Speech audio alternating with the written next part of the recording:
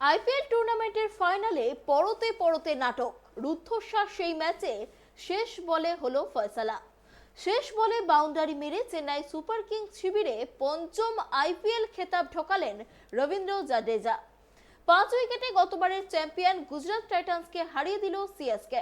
সেই সঙ্গে স্পর্শ করল মুম্বাই ইন্ডিয়ান্সের রেকর্ড। আইপিএলে মুম্বাইয়ের ঝুলিতেও রয়েছে 5টি ট্রফি।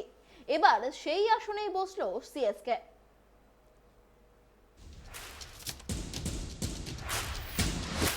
রুদ্ধশ্বাস জয় চেন্নাই সুপার কিংসের। শেষ 2 বলে জিততে দরকার ছিল 10 রান। মোহিত শর্মা তার আগের 4টি বলে মাত্র 3 রান দিয়েছিলেন। দেখে মনে হচ্ছিল চ্যাম্পিয়ন হওয়া সময়ের অপেক্ষা গুজরাট টাইটান্সের।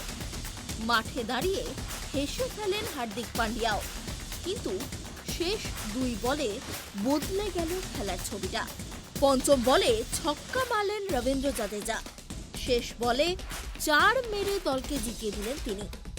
পঞ্চমবারের জন্য আইপিএল চ্যাম্পিয়ন হলেন মহেন্দ্র সিং ধোনি। ইনিংসের বিরতিতে দেখে মনে হয়েছিল গুজরাট টাইটান্সের পরপর 2বার আইপিএল চ্যাম্পিয়ন হওয়া সময়ের অপেক্ষা। ফাইনালে 215 রানের চাপ যথেষ্ট বেশি, কিন্তু মহেন্দ্র সিং ধোনির চেন্নাই সুপার কিংস দেখালো লক্ষ্য কঠিন হলেও অসম্ভব নয়। বৃষ্টির দাপটে প্রায় 2 ঘন্টা খেলা বন্ধ থাকলেও ছন্দ নষ্ট হয়নি চেন্নাইয়ের ব্যাটারদের। 20 ওভারের খেলা কমে দাঁড়ায় 15 ওভারে। লক্ষ্য কমে হয় 171। সেই লক্ষ্য তাড়া করে 5 উইকেটে ম্যাচ জিতে যায় চেন্নাই। ঘরের মাঠে দাপটে ব্যাট করলেন গুজরাটের ব্যাটাররা। শুরুতে 2 ওপেনার ঋদ্ধিমান সাহা ও শুভমান গিল এবং তারপরে সাই সুদর্শন চেন্নাইয়ের বোলারদের নিয়ে ছেলে খেলা করলেন। শুরুতেই শুভমানকে আউট করার সুযোগ এসেছিল। দ্বিতীয় ওভারে তার সহজ ক্যাচ ছাড়েন দীপক চাহার। পরের ওভারে ঋদ্ধিমানের ক্যাচ ছাড়েন চাহার। 2 ব্যাটার জীবনদান পাওয়ার পরে হাত খুলে খেলা শুরু করেন। পাওয়ার প্লের সুবিধা কাজে লাগান তারা। 6 ওভারে 62 রান হয় গুজরাটের। দেখে মনে হচ্ছিল আবার বড় রান করবেন শুভমান, কিন্তু ধোনির দস্তানায় থামতে হয় শুভমানকে। রবীন্দ্র জাদেজার বলে 39 রানের মাথায় তাকে স্ট্যাম্প আউট করেন ধোনি। তারপরেও রানের গতি কমেনি। আরও একটি আইপিএল ফাইনালে ভালো খেললেন ঋদ্ধি। 36 বলে অর্ধ-শত রান করেন তিনি। তারপরেই অবশ্য বড় শট মারতে গিয়ে আউট হন তিনি। ঋদ্ধি যেখানে শেষ করলেন সেখান থেকেই শুরু করলেন সাই সুদর্শন। তামিলনাড়ুর এই ব্যাটার নিজের ঘরের দলের বিরুদ্ধে সেরা খেলাটা খেললেন। চেন্নাইয়ের স্পিনারদের আক্রমণ শুরু করেন তিনি। ফলে চাপে পড়ে যান ধোনিরা। 31 বলে অর্ধ-শত রান করেন সুদর্শন। তারপরে আরও হাত খুলে খেলা শুরু করেন তিনি। একটা সময় মনে হচ্ছিল ফাইনালে 100 রান করবেন সুদর্শন, কিন্তু 47 বলে 96 রান করে আউট হয়ে যান সুদর্শন। হার্দিক শেষ দিকে 12 বলে 21 রান করেন। 20 ওভারে 4 উইকেট হারিয়ে 214 রান করে গুজরাট। জবাবে চেন্নাইয়ে ব্যাট করতে নামার পরে প্রথম ওভারে 3 বল পরেই বৃষ্টি শুরু হয়। ক্রিকেটাররা মাঠ ছাড়েন, বন্ধ হয় খেলা।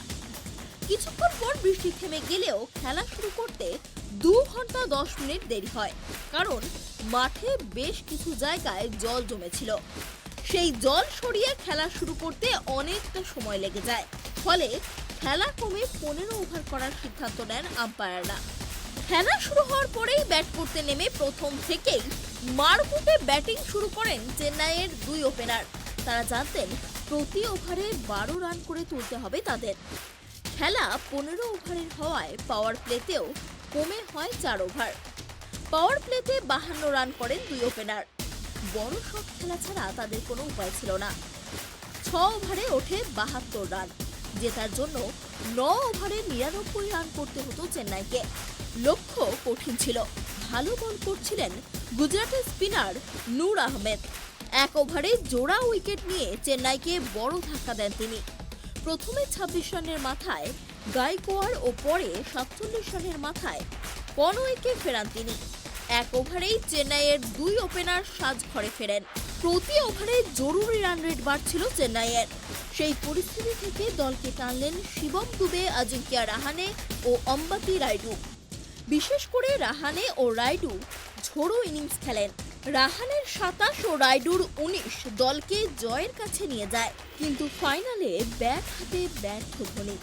প্রথম বলেই আউট হয়ে যান তিনি। শেষ ওভারে জিততে দরকার ছিল 13 রান।